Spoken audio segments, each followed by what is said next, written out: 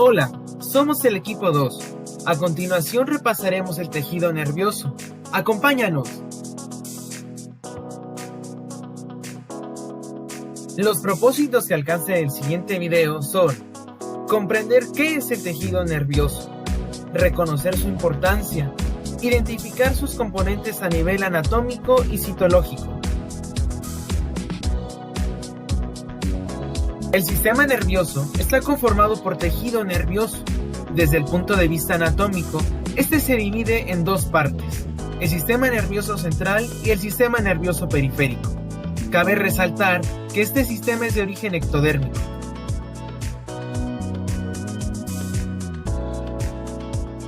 Hablando del sistema nervioso central, este está conformado por el encéfalo y la médula espinal. Cabe resaltar que ambas estructuras mencionadas son protegidas por tejido conjuntivo, los huesos y las tres meninges, dura madre, aracnoides y pia madre. Hablando del sistema nervioso periférico, el cual parte del sistema nervioso central y está conformado por nervios periféricos, espinales y pares craneales. Sus funciones son la vía aferente o sensorial y eferente o motora. El conjunto de células especializadas con propiedades eléctricas, llamadas neuronas, son acompañadas por células de sostén, llamadas neuroglia, neurilema y satélite. Juntas forman el tejido nervioso. La neurona es la unidad funcional y estructural del tejido nervioso.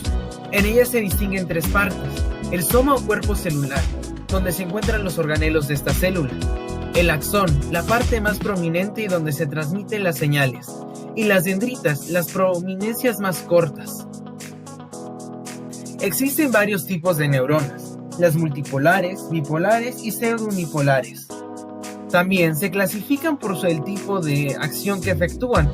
Las motoras permiten el movimiento, las sensoriales percibir nuestro entorno, y las interneuronas permiten la conexión entre ellas. Las neuronas multipolares cuentan con un axón y dos o más dendritas, y su función es principalmente motora. Mientras tanto, la bipolar, un axón y una dendrita, su función es sensorial. Y por último, la pseudounipolar tiene un axón que se extrema a ambos lados, y su función es sensorial.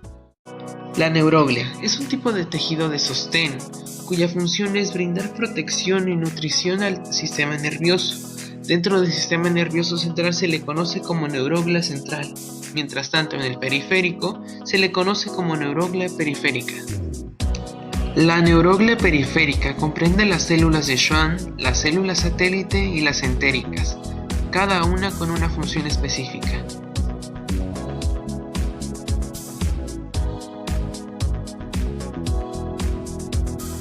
Las células de Schwann recubren de mielina los axones. Las satélite intervienen en la reparación de distintos tipos de neuronas, mientras tanto las entéricas se hallan en el intestino. Refiriéndonos a la neuroglia central, este comprende a las células llamadas astrocitos, oligodendrocitos, microgliocitos y ependimocitos. Las funciones de estas células son la protección, el metabolismo y la renovación de nuestro sistema nervioso. Los astrocitos son encargados del metabolismo celular. Los oligodendrocitos mantienen la mielina en el sistema nervioso central. Los microgliocitos tienen propiedades fagocíticas y los ependimocitos revisten los ventrículos del encéfalo y el conducto central de la médula espinal. Observando la neurona al microscopio, a la derecha se aprecia una imagen de 50X. En ella se logran identificar las estructuras como el axón, el soma y las dendritas. El cuerpo celular o soma, marcado con una letra S, es la parte más ancha de la neurona. En él se encuentran los organelos como el núcleo. La dendrita, la prominencia más corta de la neurona, contiene en su nivel basal, señalado de rojo, retículo endoplasmático rugoso y ribosomas libres. El axón, la parte más prominente de la neurona, carece de retículo endoplasmático rugoso y ribosomas libres. Sin embargo, a nivel del cono axónico, la unión entre este y el soma, hay muchas mitocondrias. La función del axón es la transmisión de señales. Ahora hablaremos de la clasificación de las neuronas.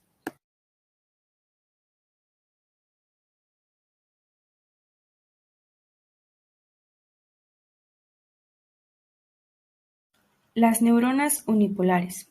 Estas son de tipo sensorial y están en los ganglios de la raíz dorsal y en nervios craneales. Su característica principal es que tienen un cuerpo esférico y una proyección que se bifurca a lo largo de su extensión. Neuronas bipolares. Estas son de tipo receptor. Se encuentran en la recepción olfatoria y en la retina. Tienen dos proyecciones y poseen en su cuerpo celular dendrita y axón. Neuronas multipolares. Estas son de tipo motoras. Se encuentran en la médula espinal, en parte de la corteza cerebelosa y tienen un axón con muchos procesos dendríticos. Estas tienden a verse como una red. Para entender cómo es estimulada una neurona y cómo se comunica con otras, debemos saber en qué estado está el potencial de membrana. De estos hay dos estados, uno en reposo y uno en acción. Las neuronas tienen la capacidad de procesar información. En su citoplasma los iones de potasio son 20 veces mayores que en el medio extracelular, y los iones de sodio son 10 veces mayores en el medio que en el citoplasma. Entonces, el potencial de membrana es la diferencia de cargas entre el interior más negativo y el exterior menos negativo. Esta acción se lleva a cabo por los canales de potasio. Son los encargados de esta diferencia de cargas, por donde pasan los iones de potasio, logrando una diferencia constante llamada potencial de reposo, que es aproximadamente menos 70 milivoltios.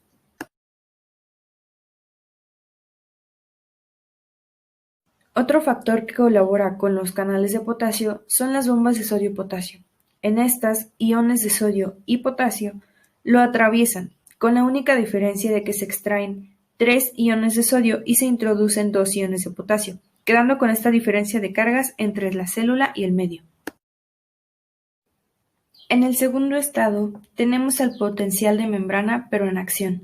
Este provoca una respuesta de todo o nada con una duración y amplitud constante. Esto se debe a una actividad eléctrica en que las cargas se mueven por toda la superficie de la membrana celular y son iniciadas en el axón y a través de ellos. Algunos de estos axones sostienen hasta 1000 impulsos por segundo.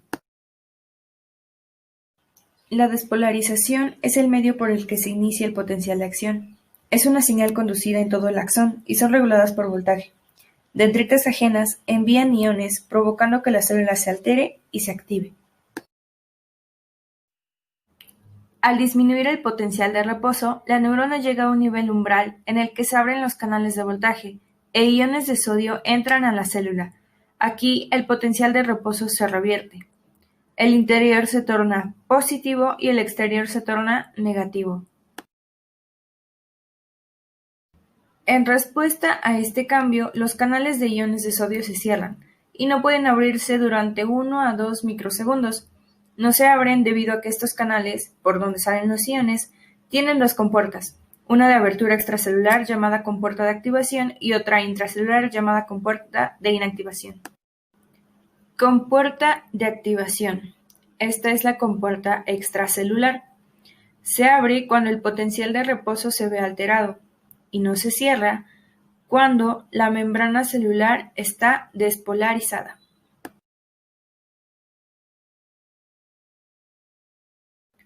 Compuerta de inactivación o intracelular.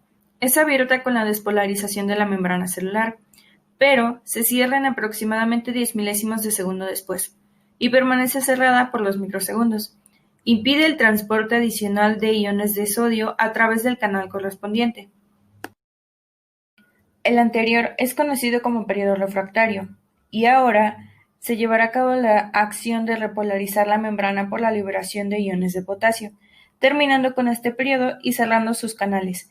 Igualmente se abrirán otros canales de potasio diferentes a los anteriores. En estos movimientos y cambios constantes de iones de sodio, potasio e incluso cloro provocan la estimulación y los cambios en las neuronas, causando así la despolarización de su membrana en dirección a su axón, permitiéndole estimular y recibir impulsos. Ahora vamos a profundizar un poco más acerca de la neuroglia. Las neuroglias son neuronas y células de sostén mezcladas que en conjunto son llamadas células de neuroglia o células gliales, que actúan como fagocitos y colaboran en la nutrición de las neuronas. Las células gliales se encuentran formadas por 6 diferentes tipos celulares, que son astrocitos, oligodendrocitos, células satélite o gliocitos, células de Schwann, microglia y células epidemarias. Ahora bien, las células de sostén en el sistema nervioso periférico se les denomina neuroglia periférica. Mientras tanto, en el sistema nervioso central obtienen el nombre de neuroglia central. La neuroglia periférica se encuentra formada por las células de Schwann, las células satélite y otras células asociadas con tejidos u órganos específicos. Algunos ejemplos de estas células asociadas son la neuroglia terminal asociada con la unión neuromuscular, la neuroglia entérica asociada con los ganglios ubicados en la pared del tubo digestivo y las células de Müller de la retina. En el sistema nervioso periférico, las células de Schwann producen la vaina de mielina. La función principal de las células de Schwann, o lemocitos, es sustentar las fibras nerviosas, tanto mielínicas como amielínicas, y estas derivan de células de la cresta neural. La vaina de mielina se encuentra en el sistema nervioso periférico, en las células de Schwann. Los lemocitos producen lípidos abundantes formando la vaina de mielina, y así rodeando a los axones. La vaina de mielina aísla el axón de compartimento extracelular del endoneuro circundante. Su presencia asegura la conducción rápida de los impulsos nerviosos. Además, las células de Schwann contribuyen con la limpieza de los detritos en el sistema nervioso periférico y guían la reproliferación de los axones periféricos. La mielinización comienza cuando una célula de Schwann rodea el axón y su membrana celular se polariza.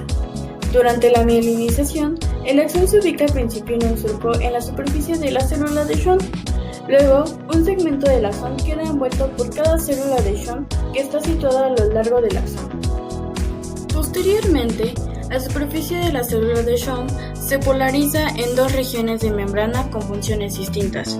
Una región corresponde a la parte de la membrana que está expuesta al medio externo o al endoneuro, y la membrana plasmática abaxónica.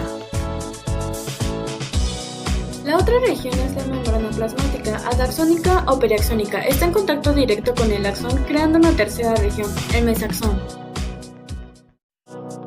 Esta tercera región consiste en una membrana doble que conecta las membranas abaxónica y adaxónica y rodea el espacio extracelular angosto. Finalmente, hablaremos sobre las células satélite. Estas células conforman a la neuroglia periférica. Son células cúbicas pequeñas que rodean los somas neuronales en los ganglios. Estas células contribuyen a establecer y mantener un microambiente controlado alrededor del cuerpo neuronal en el ganglio, proveen aislamiento eléctrico y también una vía para el intercambio metabólico. La célula satélite es análoga de la célula de Schwann, con la excepción de que no produce mielina. Las células neuroglicas entéricas comparten funciones comunes con los astrocitos como sostén estructural y metabólico y protección de las neuronas.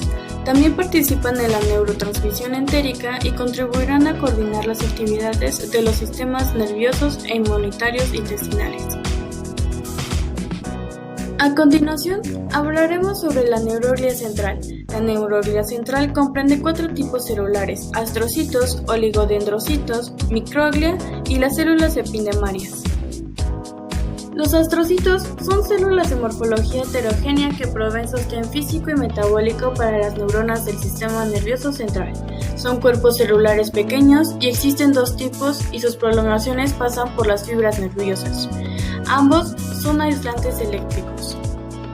El primero es el astrocito fibroso. Estos están en la sustancia blanca y tienen prolongaciones largas delgadas lisas y no muy ramificadas, contienen muchos filamentos en su citoplasma. El segundo tipo es el astrocito protoplasmático. Estos se encuentran en la sustancia gris, tienen prolongaciones cortas, gruesas y ramificadas, y en su citoplasma hay una menor cantidad de microfilamentos. Las siguientes células que conforman la neuronía central son los oligodendrocitos. Estas células son pequeñas activas en la formación y el mantenimiento de la mielina del sistema nervioso central. Son cuerpos celulares pequeños con algunas prolongaciones delicadas. Se localizan en hileras a lo largo de fibras nerviosas. Por lo que las prolongaciones de un solo oligodendrocito se unen a las vainas de mielina. Esto quiere decir que son responsables de la formación de la vaina de mielina. La microglia son células con núcleos pequeños, alargados y heterocromáticos que poseen propiedades fagocíticas. Tienen prolongaciones ondulantes ramificadas que se asemejan a espinas. Proliferan en estado de enfermedad. Estas células también presentan el antígeno común leucocítico y el complejo principal de histocompatibilidad clase 2. Esto es propio de las células presentadoras de antígeno. Por último, tenemos a las células ependimarias. Son células cilíndricas que revisten los ventrículos del encéfalo y el conducto central de la médula espinal. Estas revisten las cavidades del encéfalo y el conducto central de la médula espinal. Estas células también forman una capa única de células cúbicas y cilíndricas que poseen microvellosidades y cilios. Los cilios son móviles y contribuyen al flujo del líquido cefalorraquídeo. Bien, ahora se explicará el orden de una neurona, es decir, su composición histológica. La neurona es la parte esencial de nuestro cerebro. Esto nos apoya a que a base de esto podamos sentir. Su composición se basa en dendritas, que vendrían siendo los conectores de la neurona con otras neuronas. Como ya se había mencionado, la soma es un cuerpo de la célula. El axón es la prolongación de la célula. Las dendritas vendría siendo lo que conecta con otras neuronas. Y los botones terminales. Esto complementa la unión entre otras células. El axón se define como la parte filiforme de la célula, la cual apoya a que ésta se conecte con otras células. Pueden ser musculares, glandulares o incluso con otras células nerviosas. Esto es apoyado por la capa de mielina que contienen algunas de ellas. Esto apoya a que los impulsos nerviosos se den más rápido y con más eficacia. La composición de la mielina es de aproximadamente 70% de lípidos y 30% de proteína, a diferencia de otras que tienen una membrana del 30% al 50% de lípidos. Es un esfingofosfolípido, el cual está formado por un alcohol llamado esfingol y una cadena de ácido graso junto a un fosfato y una colina. Bien, ahora le toca el turno al soma, o también llamada pericarión. Es el cuerpo celular de la neurona, el cual contiene el núcleo rodeado por el citoplasma, en el cual se hallan los diferentes tipos de organelos. Bien podríamos mencionar al núcleo o el aparato de Golgi. A continuación se mencionarán las partes del soma. Es el lisosoma, la envoltura celular, la vesícula, la mitocondria, el paraxisoma, el aparato de Golgi, el retículo endoplasmático, el citosol y la membrana plasmática. Estos apoyan a que la neurona tenga un correcto funcionamiento con otras neuronas. Su principal función es recibir los impulsos de otras neuronas y enviarlas hasta el soma de la neurona. Las dendritas nacen como prolongaciones numerosas y ramificadas del cuerpo celular. Sin embargo, en las neuronas sensitivas espinales se interpone un largo axón entre las dendritas y el pericarión. Las dendritas también cumplen una función muy importante para la unión de células. Esto se conoce como sinapsis. Es un proceso en el cual las dendritas se unen con otros cuerpos de la célula. Estos pueden ser los axones, dendrita y dendrita, o las dendritas con los cuerpos terminales. Esto apoya al correcto funcionamiento de los impulsos nerviosos. Los botones terminales es la parte extrema del axón que se divide para producir una serie de terminales que forman sinapsis con otras neuronas, o ya sea con células musculares o de las glándulas.